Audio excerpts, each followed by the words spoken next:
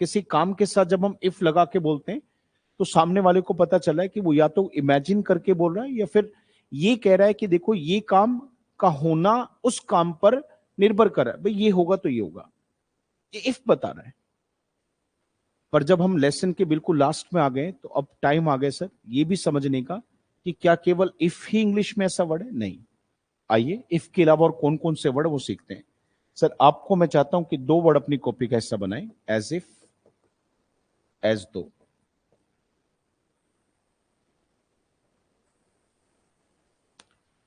तो sir if की जगह हम एज इफ, एज दो का प्रयोग भी कर सकते हैं।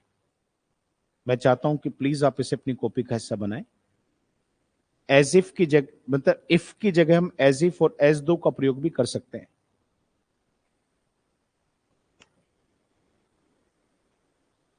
थोड़ा सा मीनिंग में भी फर्क है बेटे, ये इफ से ना एज इफ, एज दो का थोड़ा सा मीनिंग में भी फर्क है। आपने कभी सुना हो तो हम एक वर्ड बोलते हैं, मान लो कि, जैसे कि।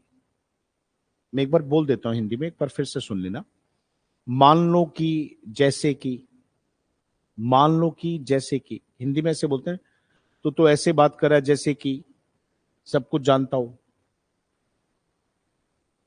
वो तो ये ऐसे करता है जैसे कि, तो जैसे कि मतलब मान लो, बाकी ऐसा है तो नहीं। तो जब हम चीजों को बोलते हैं मान लो, बाकी ऐसा है तो नहीं, तो ऐसी सेंस के लिए इंग्लिश में हम एज इफ, एज दो का प्रयोग करते हैं। घटना काफी, एक एग्जाम्पल से बताता हूं सर, घटना काफी पुरानी है और आप लोगों को ये बात देखना ही किस तरीके का समय से। वो अभी जो मेरे साथी जिनकी मैं बात बता रहा हूँ, रामवीर जी उनका नाम है, और घटना है, मतलब होगी सर कहीं 2012-13 के करीब की, पहले ही होगी बल्कि उससे भी, एग्जैक्ट साल याद नहीं है। तो एक सरकारी स्कूल में वो टीचर हैं, अब तो प्रिंसिपल हैं एक स्कूल के वो। तो एक दिन मैं वॉक करने शाम को निकला, तो उनका एक अलग से बिजनेस था कि वो कमरे बनाए, जैसे मकान बनाया, फ्लैट बनाए तो उनको बेचते थे। तो उन्होंने मुझे देख लिया, देख बोले, अरे गुरुजी कहाँ जा रहे हो, आ जाओ बैठो मैं छोड़ता हूँ। अरे मैंने कहा सर मैं वॉक करने निकला हूँ। अरे सर आ जाओ ना, बात भी हो जाएगी, कितने दिन हो गए मिले हुए। बैठा लिए सर। बोले सर अपना एक बार वो दिखाता हूँ जो नया फ्लैट बनाया है। ले गए, दिखा दिया फ्लैट। उसके बाद वो छोड़ने जा रहे हैं, एकदम से ध्यान आया कि गाड़ी में कोई फाइल पड़ी है और जो एजुकेशन डिपार्टमेंट डीओ साहब है उनको वो फाइल देनी है। तो उनका वो सोनीपत में वहीं घर था, तो बोले कि काम करते हैं सर, एक बार अगर बुरा ना मानो तो आए हुए हैं सर, एक बार डीओ साहब के यहाँ पे फाइल दे दूं। तो मैंने कहा सर मैं कैसे कपड़े पहन रखे, मैं तो, आप कहाँ ले जा रहे हो आप, सर रैंक है, अच्छी रैंक है। उन्होंने कहा अरे सर वो बड़े अपने देसी आदमी है, कोई दिक्कत नहीं है। चले गए। उम्र भी हो रखी थी उनकी, उम्र से भी लग रहे थे काफी। नो करा, मैम जी नमस्कार। हाँ भाई नमस्कार, आजा। पहले भी गए हुए हैं, वो पहले भी उनसे मिल के आए थे। तो बोले कि सर है मैम, तो बोले हाँ भाई होगा, पीछे देख ले, बैठा होगा वहीं, बिल्कुल ठेठ हरियाणवी में बैठा होगा पीछे, मकान में लोन था पीछे। चले गए। तो उन्होंने कहा बैठने के बाद, बोले भाई रामवीर आजा बैठ जा। बोले चाय बनाइयो। तो कहा, बातचीत चल रही है। चाय बनाने के बाद वो कह रही है वहां से, अंदर से कह रही है आजा, ले जा। पति को कह रही आजा ले जा। ठीक है सारी चीज हो गई, अब चल पड़े सर, वापस आ गए। एक दो बात और थी ऐसी उनकी बातचीत आपस में पति पत्नी की। आगे सर गाड़ी में बैठा हूं, मैं हैरानी से बैठा ही हूं, मेरे मन में तो वही चल रहा है। बोले प्रदीप जी देखा आपने। मैंने कहा सर देखा तो। देखो उन्होंने एक वर्ड बोला कि वो उससे कैसे बात करती है, वो तो उससे ऐसे बात करती है जैसे उसकी माँ हो। अब वो पता नहीं किस कल्पना में कहा उनका दिमाग चला गया, कहा उनकी वो मतलब सोच थी, पर उन्होंने देखो एक सेंटेंस बोला कि सर वो तो उससे ऐसे बात करती है जैसे उसकी माँ हो। अब देखो यहां एक सेंटेंस दिखाया, वो लेडी है सर, शी, बातचीत करना टॉक होता है, एक्शन है यहां पर, काम क्या है बातचीत करना, तो शी टॉक्स। किससे करती है, टू हर हबी, बच्चों हबी जो होता है वो हस्बैंड होता है, हस्बैंड को हम हबी भी कह देते हैं। तो एक सेंटेंस में देखिए एक व्यक्ति का नेचर दिखा रहे हैं। यहाँ पे एक महिला है, एक उनका पति है, और हमेशा उनके बीच में बातचीत होती है।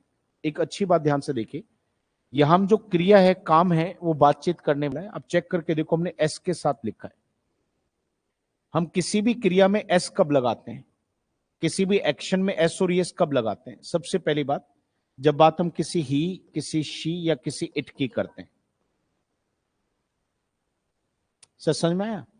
तो यहां मैं किसी महिला शी की बात कर रहा हूं तो एस लगा रहा हूं। दूसरी बात सर, अगर हमने किसी क्रिया में एस और यस लगा देना तो वो उनका रूटीन बन जाता है सर, उनकी हैबिट बन जाती है। रूटीन बन जाता है, हैबिट बन जाती है। तो सर वो महिला तो उनसे ऐसे ही बात करती है, ऐसा रामवीर जी ने मेरे को बताया, वो तो उनके यहां जाते रहते हैं। तो उस महिला की देखो रूटीन, हैबिट क्या है बात करने की, उसी नेचर में जैसा वो हमने देखा उस दिन। तो देखो, एक तो हम शी की बात कर रहे थे, एक शी का रूटीन दिखा रहे थे, हैबिट दिखा रहे थे। तो जब ही शीट का रूटीन आ जाएगा, हैबिट आ जाएगा, तो एक्शन जो भी काम होगा ना उसके साथ एस और एस लग जाएगा। तो बेटा बताओ, ये एस वाली वर्ब के सेंटेंस का मीनिंग समझ में आ रहा है? बताओ, क्या वो उससे कभी कभी ऐसे बात करती है, रूटीन से ऐसे बात करती है?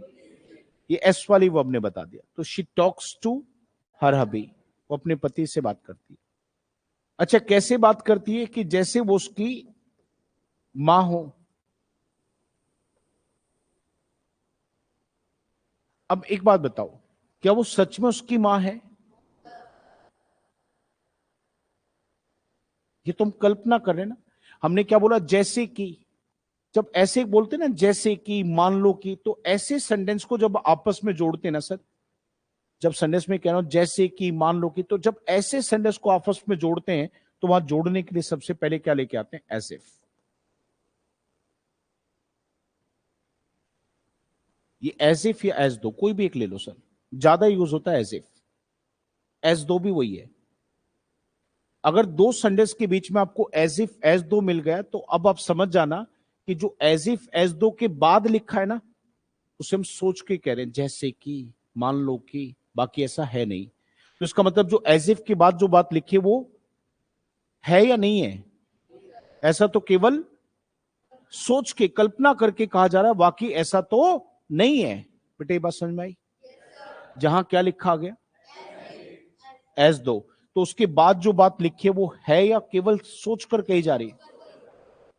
अब सर अगली बात देखिए, यही क्वेश्चन पेपर में आता है। ये जो बोर्ड पे लिखा है पेपर का क्वेश्चन बन गया, एग्जाम में यही कंसेप्ट आता है। अब मैं इसको बताऊं उससे पहले एक रिमाइंडर भी हो जाएगा बच्चों आप लोगों का, रिकैप भी हो जाएगा और बात की बात याद आ जाएगी। अब एक महिला खड़ी है, या आपने मेरे फोन में ना मैंने फोटो खींच रखा है, और एक महिला मेरे सर पे ऐसे हाथ रख के मेरे बगल में खड़ी है। तो आपने कहा कि सर ये कौन है? आपके मन में जिज्ञासा हुई जानने की, भाई ये कौन खड़ी है आपके बगल में? तो मैंने एक वर्ड बोला, sir she is my mother.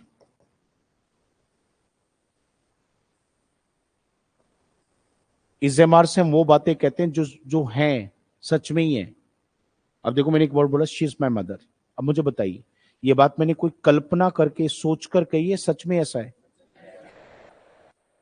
और वो महिला जिसके बारे में रामबीर जी बात करें, वो सच में उसकी मदर है या उसकी वाइफ है? पर वो बातचीत ऐसे करती है जैसे, जैसे हो ना, पर है तो नहीं। तो हमने कितनी बड़ी गलती कर दी सर। पेपर यही चीज देता है और आपसे पूछता है, आप कहना बहुत बड़ी गलती है। वो कहे कैसे गलती है, तो उसको बताना कि जब हम इजेमार लगाते हैं तो वहां पे तो वो बातें होती है जो सच में ही है, सच में ही ऐसा है तो इजेमार लगाते हैं। पर सच में तो उसकी मदर नहीं है। ऐसे जैसे कि, एज इफ एज दो, जैसे कि, मान लो कि। नहीं बेटा, ये दो ही वर्ड होंगे, एज इफ एज दो। जब भी बोले जैसे कि, मान लो कि, तो एज इफ एज दो। तो एक बात ध्यान रखना बेटा, जो सेंटेंस इजेमार के लिखे जाते हैं प्रेजेंट में, अगर वहां हम कुछ सोच के कहेंगे तो एक बात याद रखनी सर, वहां इजेमार नहीं आ सकता। कोई पूछे क्यों नहीं आ सकता, तो आप कहना सर इजेमार तो तब आएगा जब सच में ही ऐसा हो। पर सच में तो उसकी मदर नहीं है वो। तो फिर क्या आएगा सर? तो आप याद रखना, जब इमेजिन करके बोलते हैं ना सर, तो इजेमार नहीं लगाते, वहां पे इजेमार की जगह लगाते हैं वर। सबके लिए वर आता है। ये बात पता होनी चाहिए ग्रामर की। जब कोई कल्पना करते ना, प्रेजेंट में कोई कल्पना करते हैं, तो कल्पना वाले सेंटेंस में सेकंड फॉर्म आती है। इज एम आर की सेकंड फॉर्म होती है सर वोज वर। बेटा जैसे स्कूल में पढ़ा था ना, गो वेंट गॉन, ऐसे is am are second form was were. तो जब इमेजिन करके कहेंगे ना सर, तो इज एम आर की सेकंड फॉर्म जो होती है वोज वर, उसमें से केवल वर आता है, सबके लिए वर आता है, वोज भी नहीं आता, सबके लिए वर आता है। तो देखिए यहां पे क्या आता है, she talks to me, she talks to her hubby as if she.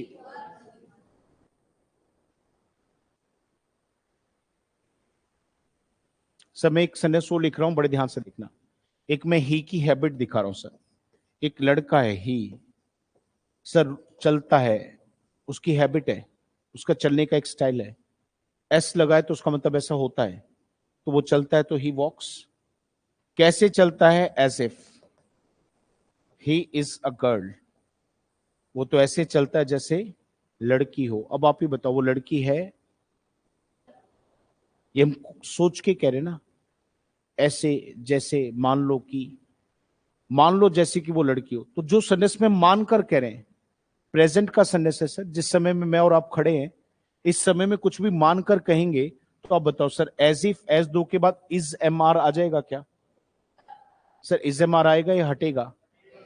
तो बेटे बताओ ये गलत है। अब सही करना है सर, तो इज एम आर रखें हटा दें? अब क्या लगाएं? हाँ सर वर लगाएंगे। सर सबके लिए वर आएगा, वोज भी नहीं आएगा सर, वर आएगा। एज इफ एज दो के सेंटेंस में इज एम आर की जगह वर आएगा, वर, वोज भी नहीं आएगा। अगर मैं यहां पे वोज लगा दूं तो गलत हो जाएगा सर, ना इज एम आर ना वोज, सिंपल वर आएगा सर। तो he walks as if he were a girl.